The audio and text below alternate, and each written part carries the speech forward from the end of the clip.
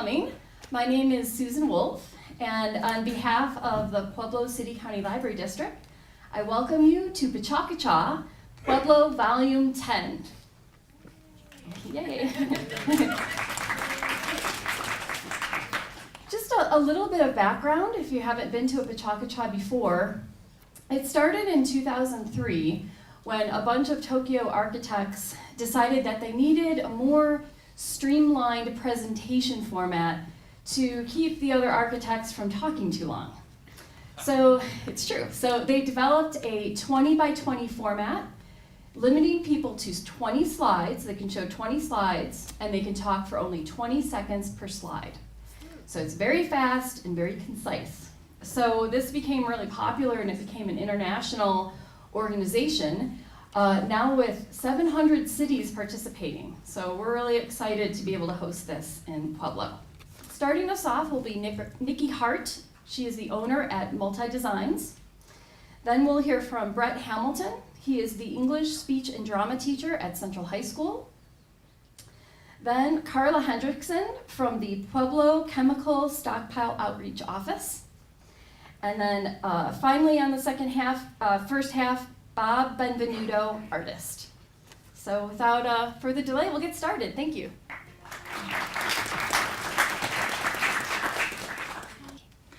Hi everyone, I'm so excited to be here tonight, and my topic is all about creative research. Now don't get too bored about the word research, this is going to be fun, that's why I put creative in front of it. But I'm going to take you back in time to the 1950s, specifically 1950s television.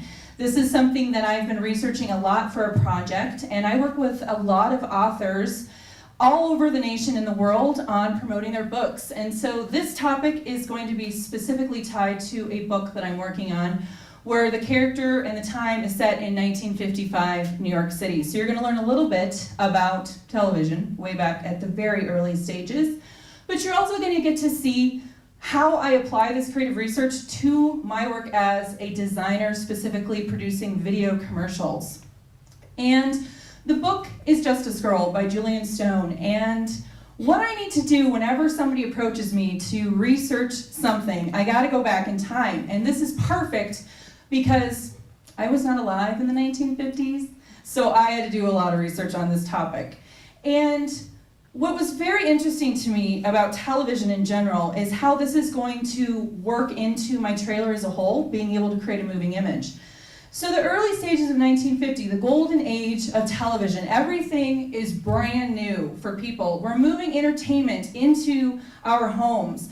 And so this affected Hollywood for movie studios as well. No longer were people as often going. They were able to get this entertainment at home. In addition to that, this entertainment is moving image. So we have the ability to see things live on screen. And you're entertained by this on a family level. And what gets me about live television, and I've worked in live television before, is just like that, if you make a mistake, it goes live. So actors knew this, crews knew this. They had to work extremely fast on a new technology at the same time. It's not like now where we've sort of refined it a little bit. And these shows are produced live. So all of the sets have to be ready. All of the scripts have to be ready. Everybody has to be ready at the drop of a hat to put on the show on their schedule. And with that, you have everybody working together. You have multiple cameras, multiple sets. There is no break in between these television shows except for one important break, and that's the commercial break. My background is in marketing, so I absolutely loved this part of my research where I was finding out about the television sponsor. And that today we're overwhelmed with commercials before our movies, before our television shows. But this time you have one key sponsor and one rather long commercial in the middle. So not only is everybody at home learning about things like the dishwasher for the first time, you're also allowing people to take a break and reset the stage for the show to come back for the second half. And what's interesting about these sponsors is they had a lot of creative control over their television programming. Networks took control of that towards the late 50s, early 60s, but at the very beginning, they could dictate how an actor was going to interact with their product, how it was going to be set on their stage, and what was going to happen throughout the entire production, and how the sponsor was going to get their product out to the masses. And this works on a level where advertising on television was new too. So while the television and entertainment was new, so is advertising, especially in the form of TV. And it's changed the way things go for advertising, but to have a moving image is key, and that's what's so important. So that's the first step of research for me in just learning the core of 1950s television. But throughout the story, I also have this dark cloud with McCarthyism and communism impacting my character in the story, but also America. And that's sort of the villain of the story, and I had to do research on this to see how this impacted the character and how he lost his job, got his job back, and lost his job again, all because of this threat. And so when I'm building my trailer, this is the drama of my trailer. It's a happy story overall, but this is the thing that makes things not so happy for the character. So that's the core of my research, is to get the history of television and find out a little more about my villain. Then it comes down to the creative part for me, putting all the pieces together. The first step for me is to learn about the titles and see the typography of these television shows, because I have to recreate them in the here and now with technology of the here and now. So I'm researching that. All the while, I'm listening to the soundtracks of the time. Music for me is the most important research I can ever do. People have come to my office and they hear the 50s blaring, and the post office guy's like, okay, cool. But that's why it transports me into that time, so that I can learn everything I possibly can about this period that I never experienced. And music, I can almost see like the trailer playing in my head. I can see the designs in my head just by listening to the music. And after that, it's all about researching the culture and the history of the people. I'm going to look at what they wore. I'm going to look at their hairstyles. I might wear that just to be that character for a little bit. And I'm also going to look at their environment. I'm going to see what they ate. I'm going to see what they ate on. That may be a little obsessive, but it really helps as a designer to see all of these components, see what they drive, see what colors may be surrounding them. What's going to happen when they walk down the street? What are they going to say to somebody? Because at the same time as getting the visuals, I have to get a script together and understand what these characters are saying and how they say it. And they're not going to say it like I would. And then I'm going to look at the advertising of the day. And this was fun for me on multiple levels as a marketing person. But this is going to combine everything I've done into the visuals and the authentic representation of products from that day.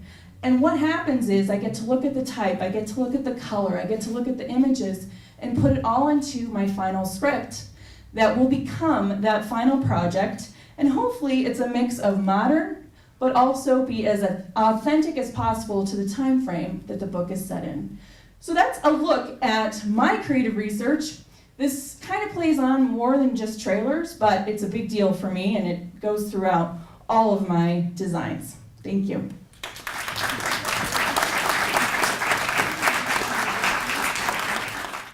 My students would probably be amused to find I haven't memorized this.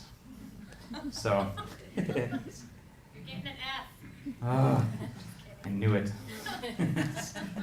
All right. Yeah. I sincerely believe that artists do the most amazing things that humans can do.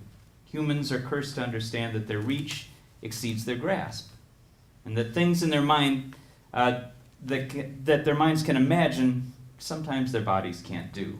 Artists take ideas, they make them concrete, and create ideas in other people's minds. I read a book about 35 years ago by the artist Ben Shahn. He wrote about the artist in society, what art did, and what it meant. And that changed everything for me. And I've continued on that path ever since. At the heart of that path is the creative process. And as I've entered that kind of mental state I have when I do my creative work, I found it's the best work that my mind can do. And what about others? Do they feel that same altered state that I do, that sensation of floating through the museum in my mind and plucking things off shelves, or sculpting morphing shapes that change faster than I can slice? People pretend that art's in front of them, that they're witnessing it, and that they find it beautiful or disturbing or bad, and that it's objectively beautiful. But that's a lie. The action is in our heads. You feel or think in reaction to what you see. And the reaction provokes or pleases. That's the art. Aeneas Nin said, we don't see things as they are, we see things as we are. So the creative and mysterious process that goes on in the artist's head is transferred to a medium, dance or opera or sculpture or drama or painting, etc., so that the mysterious and creative process can take place in the mind of the audience. About 3 years ago, I began working on a song cycle with my oldest friend, Steve Ball. We used to collaborate on music. In high school, we wrote a rock opera. He's continued making original music, and so I send him lyrics sometimes. The cycle is called Thought Brush, and it's my imaginings of the creative process of certain artists. So I started with my favorite artist, Odilon Redon. His work is such a departure from the artist before him. This is Odilon. So intense with color and mysterious, it made me think of synesthesia, the mental condition of mixed sensory perceptions. You smell colors, you taste sounds, and this is the song that Steve put to those words. So hang on just a second. Let's see if this will come up quickly enough. Probably not. Okay.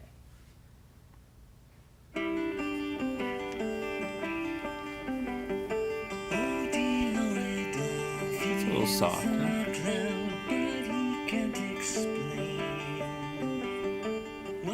Sees a burst of orange that saturates his brain. Every time he smells the rain, every time he smells the rain, light spills everywhere. Light runs down the walls. Light is smeared across her face. Light pours and streams and falls. Light drips in your eyes till it overflows.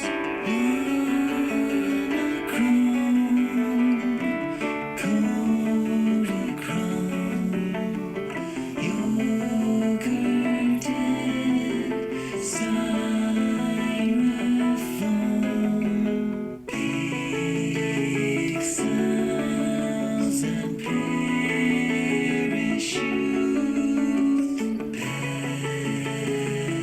So far, I've created narrative poems as Turner, you see here, William Ryder, Sendak, Bruegel, Bacon, and Seraphine de Louis. Seraphine de Louis was a housekeeper in rural France. She was self-taught, and simultaneously she was compelled to paint out of nowhere. She was walking this tightrope between madness and ecstasy. And I kind of imagined her hearing the voice of God and plants and flowers telling her to paint. The ground is fertile, and it yearns for the cool current, and how it burns. The slower flow of life, reaching out as it must do, like a hand to light. Feeling warmth, every moment new, the tendrils and roots seeking more. All life must fight against the pull of sleep, rest, or giving up, the pull of sight. My eyes are as open as the skies. I see the growing as no one has. I walk in beauty. It's all around. Blooms bursting open, shoots from the ground like bubbles bursting, tiny voices thirsting. Open mouths versing. I hear the flowers sound. The waking days, the bar of soap, an empty bucket, the empty sack, the glass half full, the dish to wash, the morning song, the fog of hush. You ask me how, I cannot say. I stand apart. I am afraid. I did not ask to grow, to leave my home and go. I did not ask to stand so high above my friends, my beginnings and my ends. My toes are in the water, my fingers in the sky. I hold a stone, I throw it high. It never lands. This fragile light, this fragile thread, this fragile air, the words I read, the way they reach up through the earth. I will midwife this fragile birth. Thank you. Good evening. I'll start by inviting you to learn more about tonight's topic that will be covered ever so briefly by using the contact information found in the brochures left at your seats. Please visit us at our office, give us a call, use the links in the brochure to find fact sheets, videos, and project update information regarding the Pueblo Chemical Agent Destruction Pilot Plant, or PCAP, that will safely destroy over 99% of the chemical agents stored at the Pueblo Chemical Depot. Another system, PCAP EDS, will begin operations this year to destroy the remaining small percent. Why do we have chemical stockpiles? Following the development and use of chemical warfare in World War I, the United States developed 9 chemical warfare stockpiles to deter the use of such weapons by other countries against the United States. And beginning in the 1950s, we began storing mustard agent at what is now referred to as the Pueblo Chemical Depot. Today, stored in 100 of these securely stored in 100 of these reinforced concrete igloos covered with 2 feet of dirt are mustard-filled munitions that contain mustard agent, commonly referred to as mustard gas, given that they smelled like horseradish, garlic that was associated with mustard, and when the munition was propelled up into the air and burst, it looked like a cloud of gas. In 1997, the United States ratified the Chemical Weapons Convention, and this committed to the United States to no production, no use, and the safe destruction of all of our stockpiles of chemical warfare. 7 of the 9 stockpile locations have destroyed their stockpiles, and on this map you see those 9 locations. Those 7 sites account for 90% of the original total amount. PCAP, with 8.5% of the original stockpile, is one of 2 sites remaining.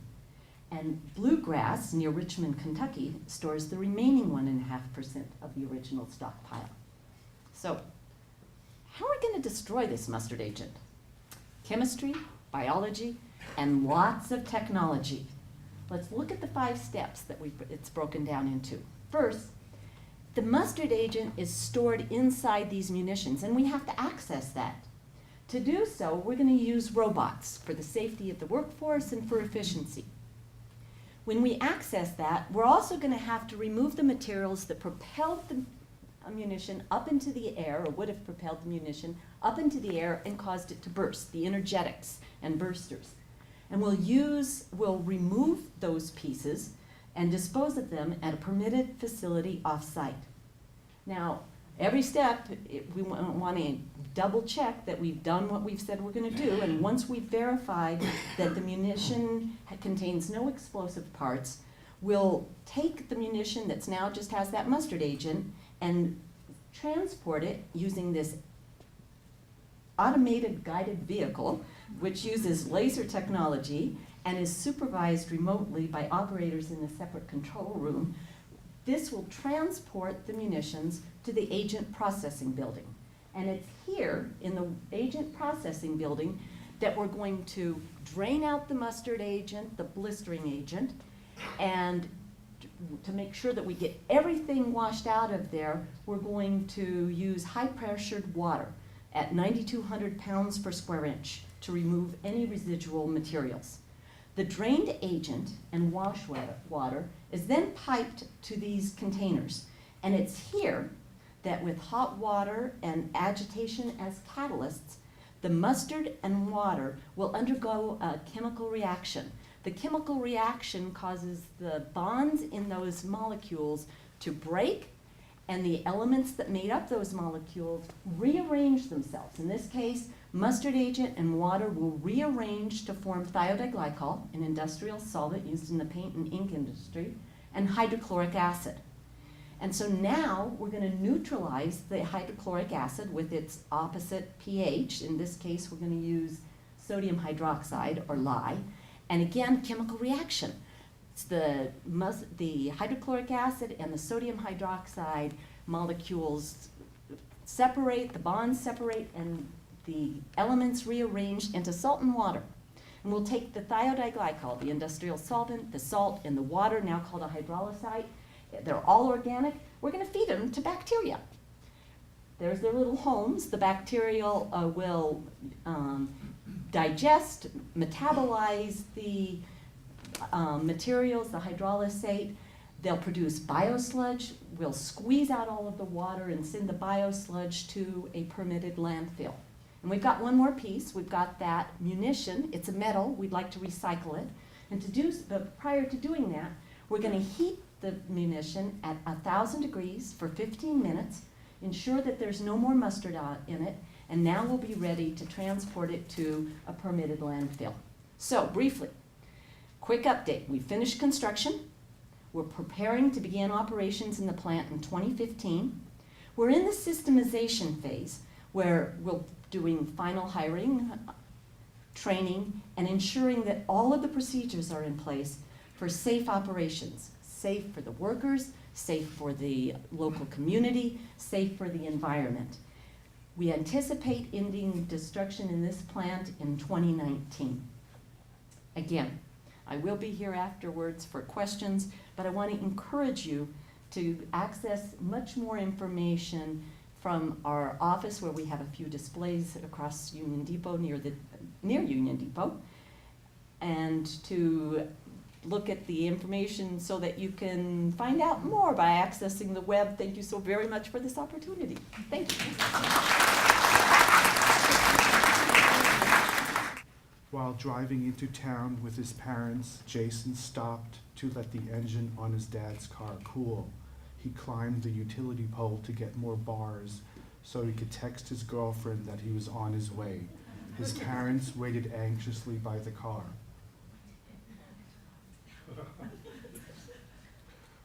Once on their way again, they passed through the canyon and saw Violet pleading with her husband to come home. He had been shacking up with his buddy Jose since last August. Violet has been going down there every day since then.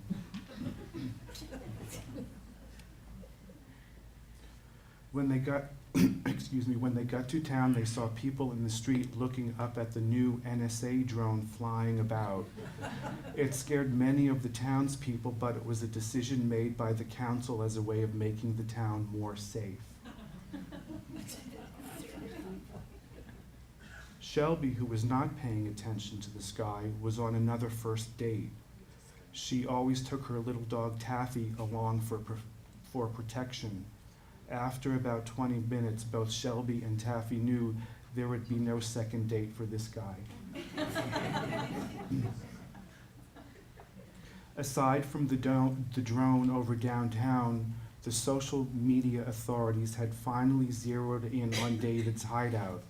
He had been waging a campaign of terror against consumerism by advocating for a dislike button on Facebook. In the meantime, Ed was getting into town from the other direction. The last time he was there was only one way in and out. He decided to take the scenic way and go by his old neighborhood. He was going to visit his Uncle Harold.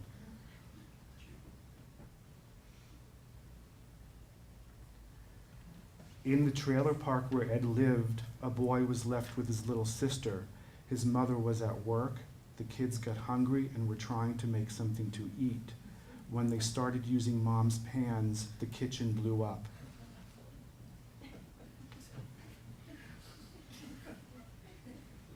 The neighbors, Wanda and Jim, no longer felt safe after that. They had lived in the trailer park for a long time and always felt suspicious of that mom who always left her kids alone.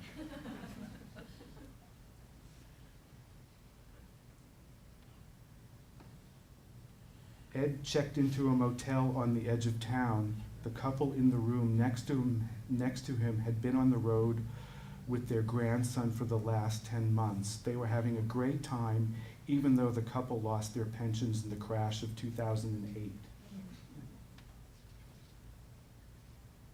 None of the guests knew that the owner of the motel kept a shark in the basement of the place. He had got it on Craigslist because he thought it would make a cool pet.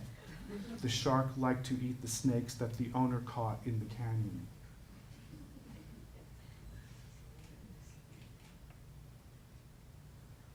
The motel owner's cousins, Brent and Cody, run the local youth club in town. They are responsible for recruiting new members and take their job very seriously. Today, Kevin is being initiated at the clubhouse behind the warehouses on Back Street. Meanwhile, Kevin's stepfather was looking out of the front window of his house. He watched this guy drive up, get out of his car, and climb the porch stairs when he realized it was probably someone looking for the previous tenant.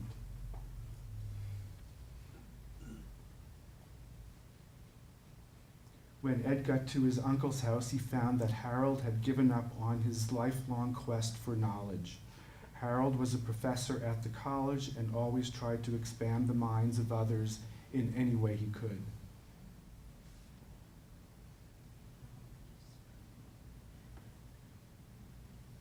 They went to a Chinese restaurant for lunch. In the booth next to them was Jason and his parents eating and talking about the drone they had seen earlier.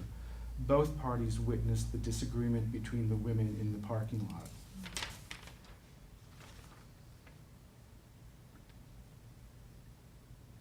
Since Jason's cell phone wasn't working, he decided to call his girlfriend on the payphone he saw down the street. He couldn't make the call because the phone only took credit cards or phone cards. He went back to the Chinese restaurant very frustrated.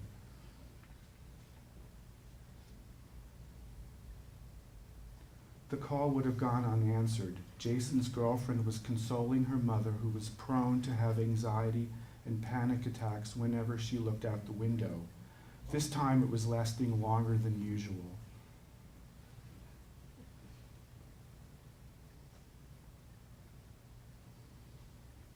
She blames it on that summer a couple of years ago when they had 3-digit temperatures and the air was always full of smoke. People did a lot of crazy things then.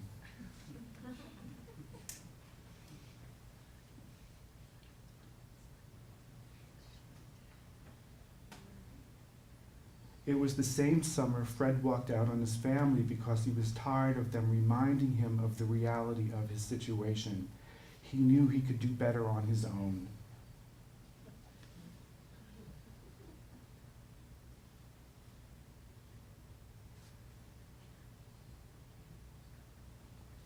It was also the summer gas became too expensive.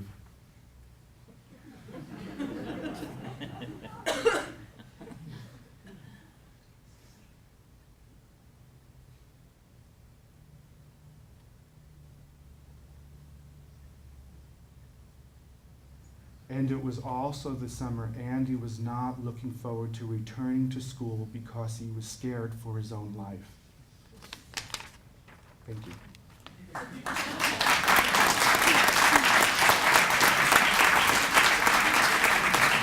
Okay. So next we have, first starting us off is Paul Fanning from the Board of Waterworks. And then Lionel Trujillo, artist and author. And then Jon Bueno, local artist.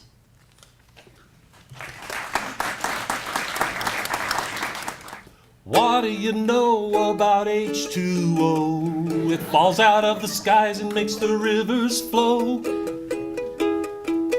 It quenches your thirst and helps your flowers grow. But there's so much more you should know about H2O. I get to do water education for the Board of Waterworks, and I like to use visuals and sound to do that. You can see the tiny little dots there. Those are dog sled teams running on a cattle ranch up near Leadville, north of Leadville. And so, you know, it really is, what do you know about H2O? Because we turn the tap and it comes out and we're good. That's all we really need to know. Not quite. We like people to know what goes into delivering that water to all of our customers here in Pueblo. So we use pictures to take them 160 miles away, where most of the water that we use in Pueblo starts. It starts as snowpack, and so we have crews that plow out ditches and canals up in the mountains in late spring to get that water flowing down through the mountains to us.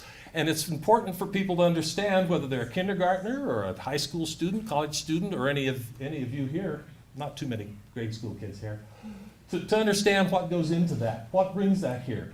We share that, and it's beautiful. There's the beauty of water. Busk Ivanhoe Reservoir we have over on the west slope. We collect some water on the west slope of the mountains, take it through a tunnel, and it comes out and goes down a creek to Turquoise Reservoir, so it can continue that journey on its way to Pueblo.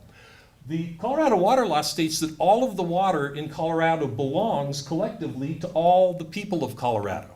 So we all own that water collectively, and then it's subject to prior appropriation for beneficial use. Some of that beneficial use is ranching, and it goes through some ranches. That's the same ranch that we saw the dog sleds on a little while ago, but just a different time of the year. Also, there's recreation. This is Clear Creek Reservoir, which is totally owned and operated by the Board of Water Works up north of either Buena Vista or Buena Vista, depending upon where you come from. And of course, there are people up there fishing, they're boating, just hanging out in the sun, and it's a wonderful place where we store some of that water, because it all melts out of that snow melt in a couple of months and flows down the river, and then we would have no more water to use. And so the reservoir, we can time the release of that water. Also, we share it with irrigated agriculture. This is just out east of Pueblo here. We love the corn, we love the chilies, we love all of the products of that. And so that's another very important use of the water. Then, of course, there's our friend Pueblo Dam. And I have that always in there to remind people that water is a natural resource. It's something that comes, freely out of the sky, like my little song says, but it's what a lot of people do with a lot of engineering and a lot of continuous work to make that water usable to us in our community. In our community, for our drinking, for our lawn watering, for manufacturing. And so the Board of Water Works started in 1874. That's the old pump building that was at 4th and Grand, where our new administration building stands now. And then we have an elected, publicly elected, you elect them folks, board that runs that water board, so they're accountable to you to do the policy. The main benefits of having a Board of Water Works, first of all, is public health. You don't think about that, but when the Surgeon General, C.F. Everett Koop, you remember Dr. Koop, in 2000 did a study to find out why had the American lifespan gone from 40-something years to 70-something years in a century. The biggest factor was clean water and good sewage systems. Also, we participate in economic development as Pueblo changes from the old heavy industry like the steel mill to the new. That's the Vestas plant there. And provide, people aren't going to come here with their business unless they have a good supply of water. So it's important for people to understand it's the public health, it's that water, and also the quality of life. I'm a Pueblo native, and I absolutely love the city. I think it's the best place in the world. I don't want too many people to come here and appreciate it with us full time, but we do have the gardens at Mineral Palace Park. We have the swimming pool at City Park. And of course, the Board of Water Works provides that water at very low cost, or in some cases, no cost. We have the historic River Walk of Pueblo, where you can go down. Those folks are exercising under the shelter there with the Fitness on the River Walk every summer. Or if you're a little more active in your recreation, there's, of course, the kayak course. And we participate with some other water entities to make sure that there's a good recreational experience for people when they come here to do that. And of course, if you haven't been down to see this fountain right down the street here at night with the lights and what, just sit quietly and listen to the water, look at the lights. It's absolutely heavenly. So being able to provide that quality of life is really important. How do we do that? Well, this is the Whitlock treatment plant, and that's over on the west side of Pueblo, right down by the Arkansas River, because we take the water in there. And there are a lot of people involved, 24 hours a day, 7 days a week, doing water treatment and delivery. And once again, just to be there and to see that perspective with all the blue. We have a lab where we treat the water, we test the water all the time to make sure it meets state and federal standards so that it's clean and healthy, and you don't have to question when you turn that tap, is it really safe to do this? Then, of course, since it's down there by the side of the river, we have to pump that water to higher locations around the city so that it can flow by gravity back down to our homes, businesses, schools, and whatever. There's maintenance that goes on all the time. We have to make sure that that treatment is always perfect. It just always has to be perfect. And you haven't heard of the Board of Waterworks having any violations in water quality, and we work very hard at that. We have these people, also that underground infrastructure of over 550 miles of pipe delivering the water around the city, and then finally it gets up to that high ground, whether it's out by the university or south of town, in those storage tanks ready, and then that's also there to remind me to say, thanks for being here tonight, I really do appreciate it. You know, so now you know more about H2O. It's not enough to just sit back and let it flow, so please be grateful the next time you turn that tap. Now that you know more about H2O.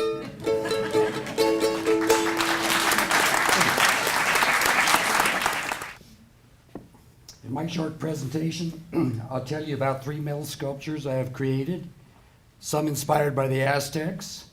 I've also built 4 one-of-a-kind fixtures, and I'll also talk about a book I hope to publish this summer.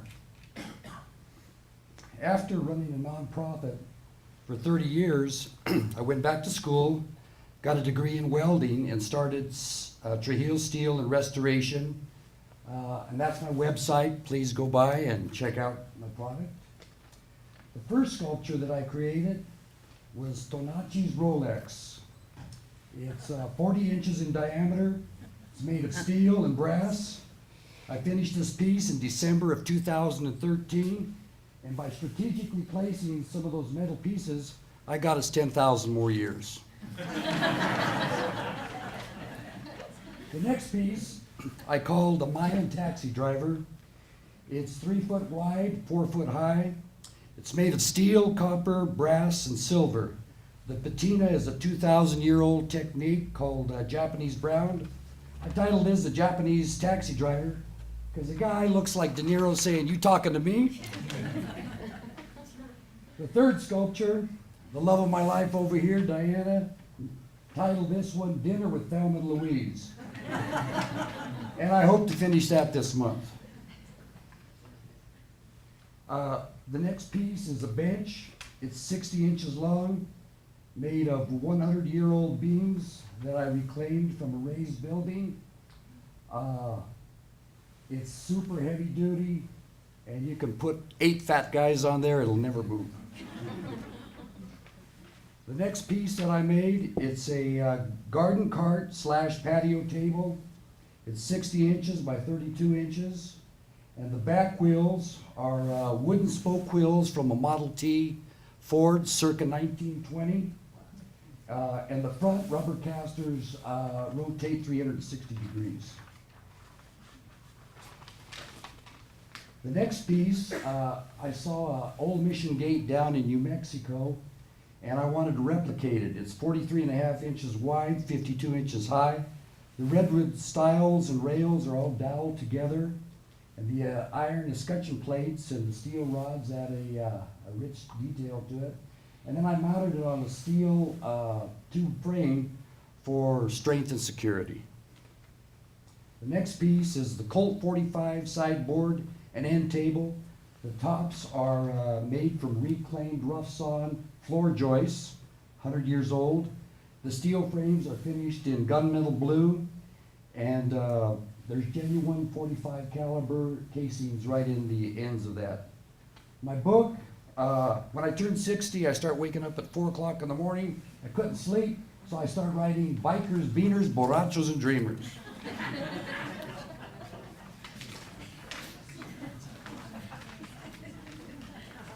Chapter 1 talks about a St. Christopher medal my compadre purchased at the El Santuario de Chimayo in New Mexico. And he bought that St. Christopher medal, but it just kept jumping off the motorcycle time and time again, and it tells a story about that. Chapter 2, I talk about San Luis. It's the oldest town in Colorado. The title is The Heavyweight Champ Plays Pool as Mary Magdalene Leaves a Coin-Operated Laundry. And I talk about Ron Lyle, heavyweight champ. Me and my buddy met him down there. Chapter 3, it talks about one time we went down to Red River, New Mexico, and who did we see in the bar there but John Elway. and tell a little bit about that story. Chapter 4 is titled Motorcycle Safety Includes Speaking German and Home Remedies for Sunburn. And it talks about how I got out of a tight spot in Sturgis, South Dakota.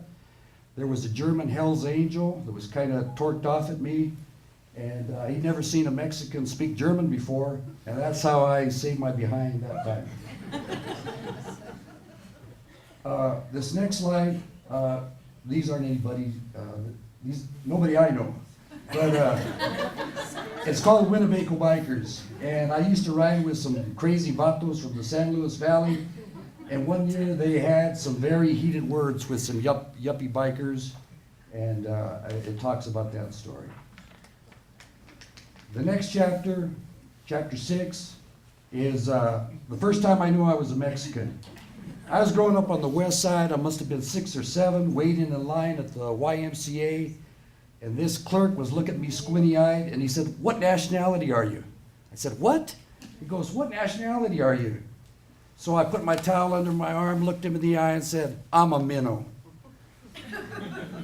The next chapter is Police Riot. August 29th, 1970, I was in East LA with 20,000 protesters for the Chicano moratorium against the war in Vietnam.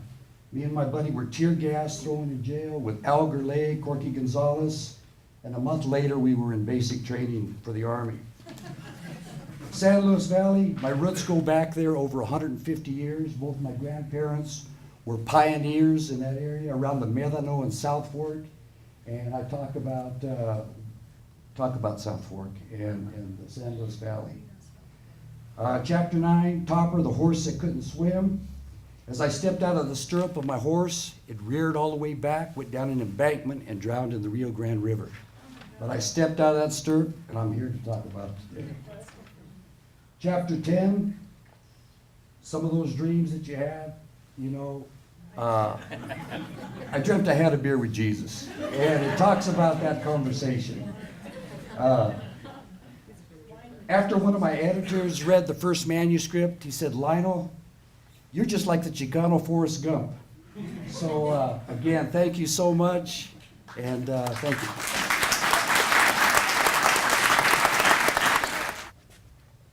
How's everybody doing tonight? Too bad. My favorite slide of the night so far was the Village People one. Amazing. This is the closest I'm ever going to get to a TED Talk. So bear with me. And I was gonna get like I wanted it to be a little more Steve Jobs, you know, but they didn't have any black turtlenecks at the Goodwill, so.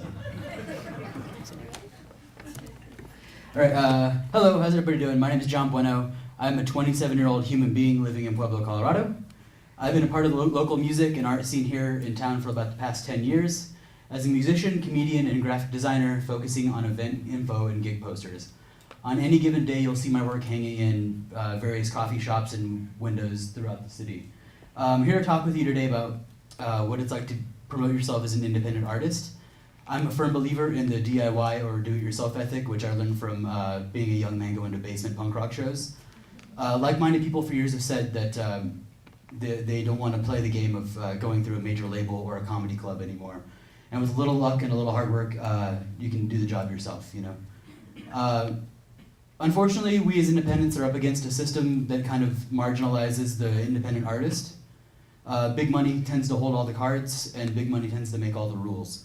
They're kind of dead set on making sure that if they can't absorb what you're doing, then they can silence you. I feel like competition for them is the enemy. But much like David and Goliath, we face an uphill battle to have our voices heard. Being small can be used to your advantage. Money can't often buy one-on-one interaction with the potential fan base. Also, you can use any means you feel necessary, not the tried and true methods big companies bombard you with. Traditional methods of advertising are an essential component to promoting your art form. They provide already established outlets to reach large swaths of the public medium with a medium they're already familiar with. Here are some of the ways. I caught it, it's fine.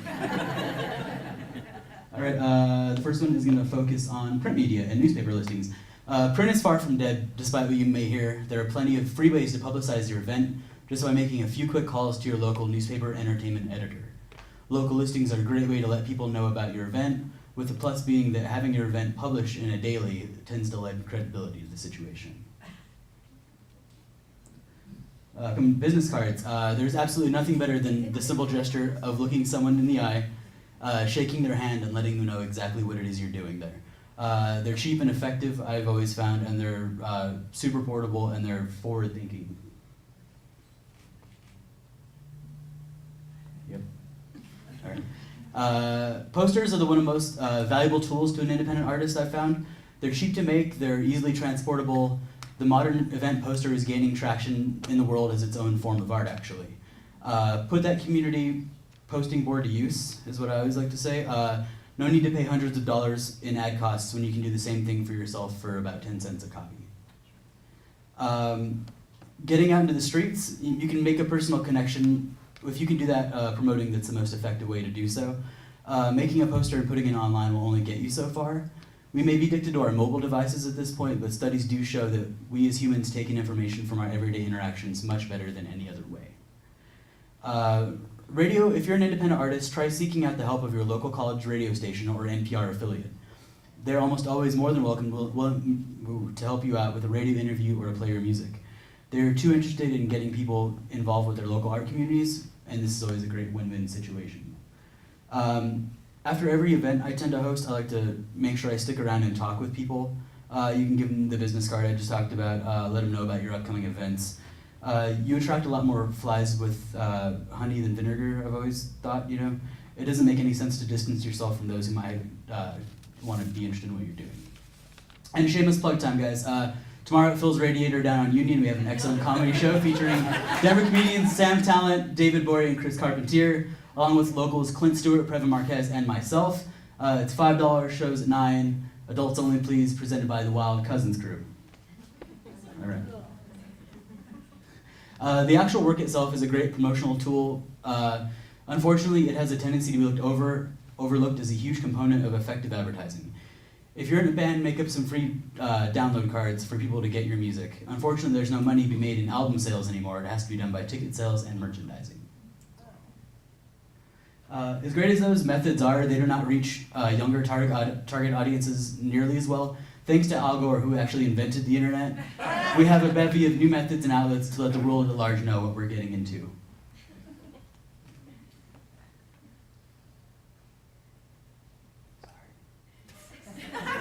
All right, Facebook's a no-brainer. Everybody uses it. There are easy ways to list your events. Optional space to optimize your content. Facebook even has a dedicated fan page complete with analytics that can promote all of your events across various social media sites with relative ease, I found out. Twitter is another powerful cross-platform social media tool. You can let anyone know about an upcoming event or promotion with just a few words and a well-placed hashtag, ensuring that your message gets to those who are actively seeking it. Twitter pairs well with Facebook, so you can post one message that will be seen on both sites simultaneously. Now we come to Google. At this point, Google's very well known. It's a well-traversed website. Google and search engines in general are the easiest way to access information on the internet at large. For an independent artist, I would definitely recommend starting profiles on sites such as Google+, LinkedIn, and other business contract sites to help build your traffic so you can get as many people there as possible. Okay, Instagram is a relatively new mobile phone application, but has definite promotional advantages. Using a feed consisting of pictures and short videos coupled with accompanying text and hashtags, you can draw from a well of prospective friends, promoters, and fans. It's very popular with the kids. YouTube is one of the most heavily trafficked websites on the planet, and with good reason. It allows users to create free profiles and load any and all types of video. Low-budget music videos and comedy clips are a tremendous advantage for people in my neck of the woods, and they're really fun too. And to sum it up, just because you don't have a big budget or a PR person does not mean that you can't have an effective means for making sure the hard work that you put into your art doesn't fall by the wayside. Thank you guys and have a good night.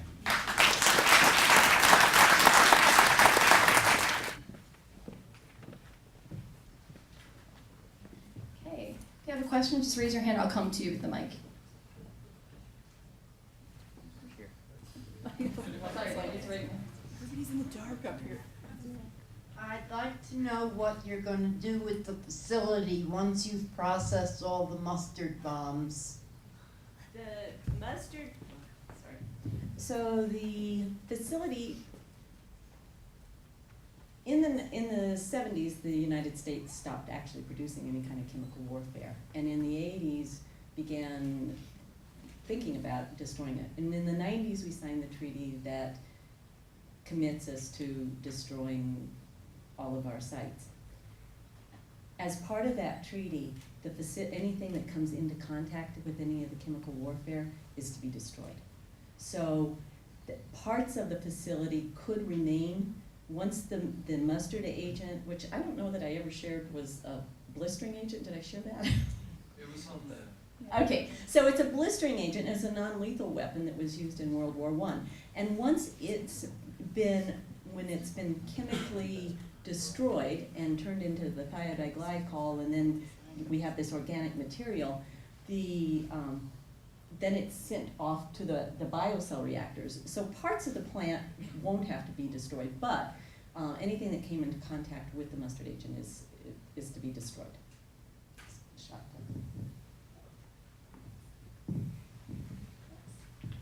Any other questions for anybody?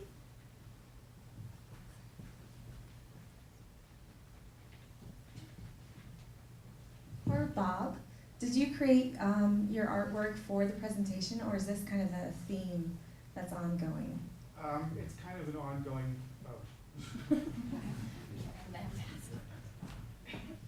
it's kind of an ongoing theme. All of those images that were presented were basically collage put together from many different photographs that I take. And when Susan asked me to do this, I thought, well, I just don't want to show the pictures and I don't want to talk about what I do. So we came up with the idea of writing the story, because a lot of people ask me, or they'll tell me when they look at those images what they read into it, their own story. So I thought it would be fun to sort of just put my story out there of what I am thinking about when I'm doing those images. So.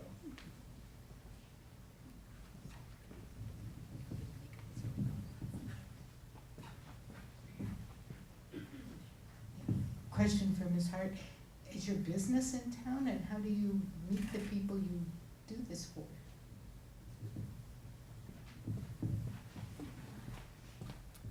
Thank you, that's a great question. I'm a Pueblo native, grew up in Beulah. My business is in town. I have an office in the Federal Building. Before I started my business, I was a marketing director at the Art Center, so I know many of you in the audience from that. But I meet people, I will say it's 50-50. The majority of my business is local people, and I do everything from websites to graphic design. Most of it's marketing based. So I work with a lot of local businesses in Pueblo, but my authors that I work with are the clients that get me out of Pueblo. So I currently have about 8 different authors that I work with from all over the sort of world, and that's what gets me to meet people outside of Pueblo. So it's a cool little mix, but all my authors are just all over. And I have to say, the author that I worked with my very first author, just released her 5th book. She's in Denver tonight, so I couldn't see her, but she's the reason for all of my other authors that I've worked with, so it's a neat little network. I'll just talk.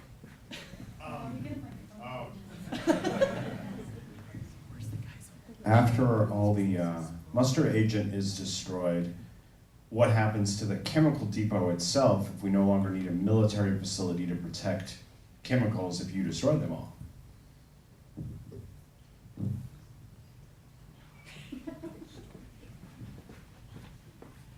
So in 1942, the Army needed a place to maintain, repair, and store equipment. And so there 24,000 acres creates the Pueblo Chemical Depot. And it is set to be closed. In fact, 17,000 acres have already been turned over to something called the Puebloplex. And so they're looking for uses. These are the people who you may have seen that you can rent one of those igloos, 2,000 square feet, in a facility that is below 60 degrees most of the time period, well secured, for as little as $1,000, $1,200 a year. So Puebloplex is charged with finding economic development for this facility that is scheduled to be closed. And, yeah.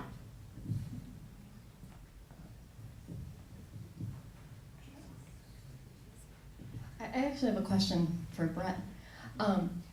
So when you're trying to imagine the mindset of the artist, do you do research? Do you just merely look at the work? Can you just talk a little bit more about your process? Well, I've done both. And first, it has to interest me and it has to look like, I wonder what the heck they were thinking about while they were doing this one. Just today I was looking at some works by Edvard Munch, the screen, and I thought, okay, this looks like a good one.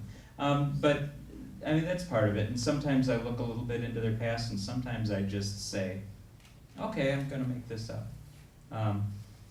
Sometimes it's close, sometimes it's nowhere near. They have very, very thoughtful reasons why they're doing things.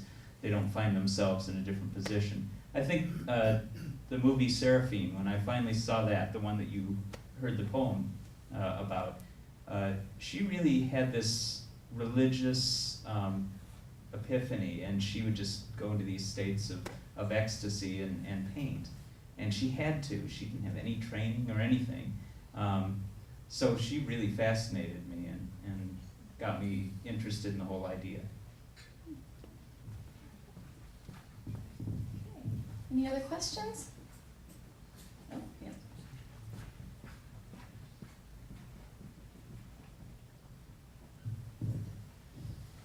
Bob? Yes. That was pretty random. I was thoroughly entertained. I was trying to make some sense out of it all and kind of failed. But like I said, I enjoyed it very much. But I was just wondering, what is it that you do actually? What do you mean, what do I do? As a career, as a Okay, well, I do a lot of this for my own sanity. I do a lot of this. Right now, I'm in between careers because I'm really, really overworking for social services. So I'm looking to expand my horizons in different directions, and that's been a challenge. So I've been sort of hiding and doing my photography instead, which is more fun.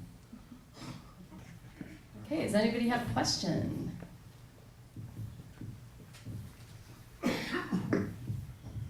This question is for Mr. Fanning. Sir, I am pretty pleased with the one part of Pueblo politics that's the water aspect. The newspaper seems relatively good on that question, and the Board of Waterworks seems to be a great company. But it's so complicated, I haven't been able to understand it. And I would just like you to answer a simple question. I see two things they've told me are happening. One is that the farms to the east of us are all drying up because Aurora has taken our water.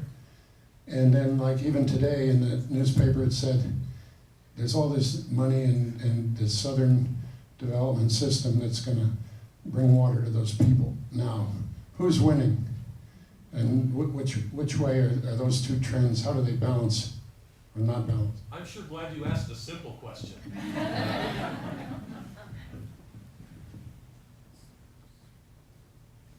I work for the Pueblo Board of Waterworks, and our mission is to provide the best quality of water for the people of Pueblo at the most reasonable cost. And so that's what I was talking about mostly here. We do live and work and exist in a very complex, interactive system across our region and across the state. So when you read something in the paper, it might be true, but it's not the whole story. As you said, it's so complex. There are layers and layers of complexity under that. One thing that sort of is an overarching, hopes to be an overarching solution to some of this is the development of Colorado's water plan. I don't know if you've read about that. The governor did a proclamation, executive order last year that we will have a Colorado water plan that will preserve all of our values, agriculture, recreation, the environment, as well as municipal and industrial, And so there have been people working for 8 years at roundtable meetings all around the state in each of the basins and through the interbasin compact commission. So here again, a lot of complexity and all of the work that those people have been doing. And it's not just the water people, it's people from all those different aspects of the environment and recreation and whatnot. So all of that input is to go into the Colorado Water Plan, which hopefully will help to balance out what happens in the future to meet the needs of all those interests, so that there aren't winners and losers so much. Because if we keep doing it the way we've been doing it, there will be winners and losers in that competitive environment. So this plan is set to be an overarching plan that helps people work together to meet all those needs collaboratively moving forward. And all of you can go to the Colorado Water Conservation Board website and put your input, your own input, learn more about it and put your input in to that plan. It's going to be developed over the next 2 years. So it's a simple question. There's not a simple answer, but all of our futures are at stake because of water in this state. And we do have an opportunity to weigh in on that. Are you optimistic or pessimistic?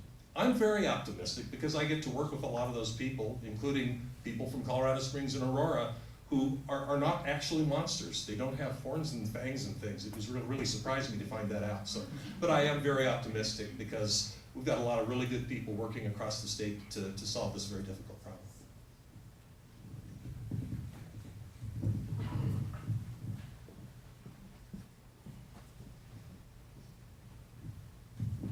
This is a two-part question for Jon Bueno.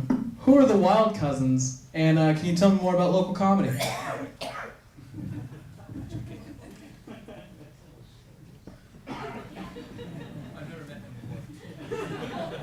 Thank you, strange person I've never met before. The Wild Cousins comedy crew is 4 or 5 different gentlemen from both here and Colorado Springs. We're all relatively, I wouldn't say new, but we're all younger kind of people, and we're kind of striving to. We're all trying to. Compared to like. You're gonna make me say it. No, but there's a traditional way of going about comedy in general, and it's an old guard method of you have to call in a select few amount of clubs that you can go to, and it's hyper competitive, and as a result, a lot of the people that are involved with it are really mean-spirited and very closed off, and the community that we're in actually in Pueblo is actually really beautiful and supportive of art in that respect. So what we're doing is we'd rather, instead of calling those clubs, we've just kind of decided we're gonna go ahead and build our own audiences. We're gonna build our own shows. We're gonna build our own tours, and it's a lot better, I think, of the way to go about it. What was the second part? Local comedy. Local comedy is great, and I really encourage everybody to come out to one of the bevy of open mics we have. We have one at the Downtown Bar every Wednesday night. We have one at Phil's the Radiator every other Tuesday. First and third. I think that answers your questions.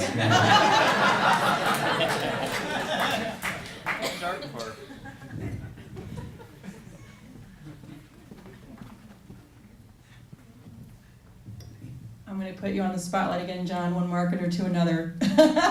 No, I'm very excited about your presentation from a marketing standpoint and your enthusiasm. So my question for you is this, because this is something that when I work with artists specifically is always a struggle. How much time do you work on your art and how much time do you work on your marketing? What's the percentages?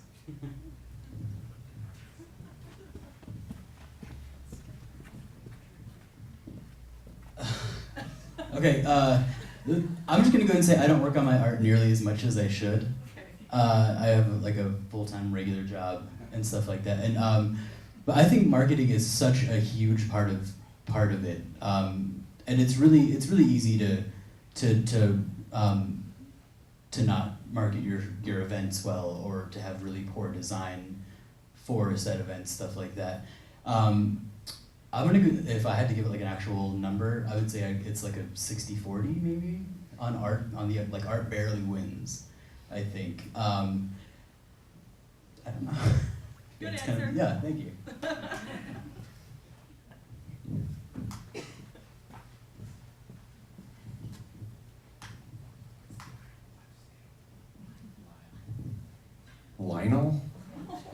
Lionel, my question is for you. When will, two-parter, when will your book be available, and will it be a novel or more of like a coffee table book?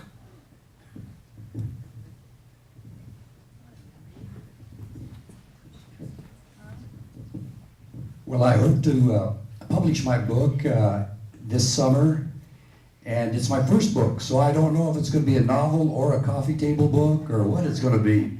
But the folks that have read it said, we want more, Lionel. It just kind of pulls us along, and I'm having a ball doing it.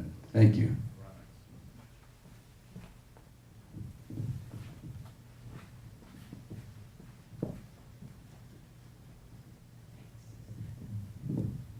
Oh man, what a great night. Thank you to all the participants. This was such a treat. Paul, your children come by their talent very honestly. I had a question for you in terms of the Board of Waterworks position on the use of gray water and capturing rainwater for our gardens.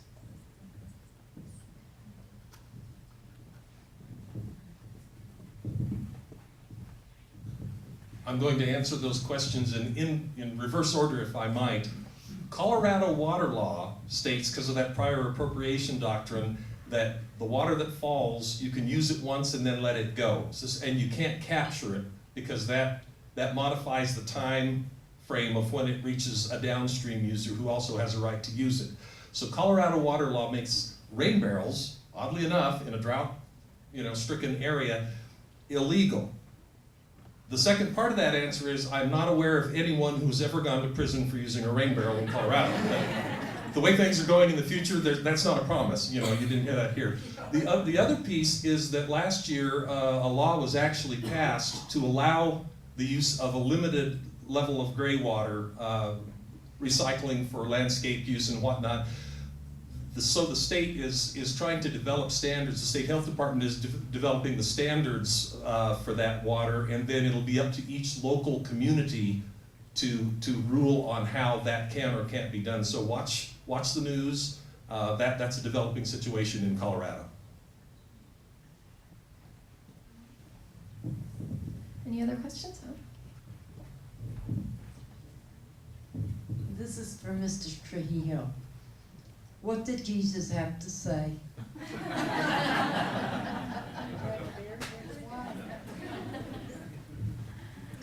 Well, let me preface that by saying this is not one of those dreams or where you see flaming crosses and stuff like that. I think some of those were just a bad case of indigestion. I'm not saying my aunties, my tias were bad cooks, but when they made alphabet soup, my cousins used the letters to spell help.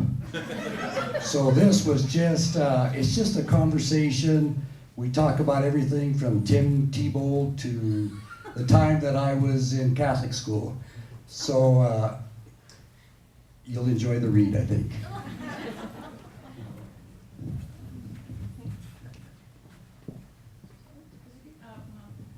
It's actually a nice little follow-up to that question. I just wondered if you had any insight into what Jesus would drink.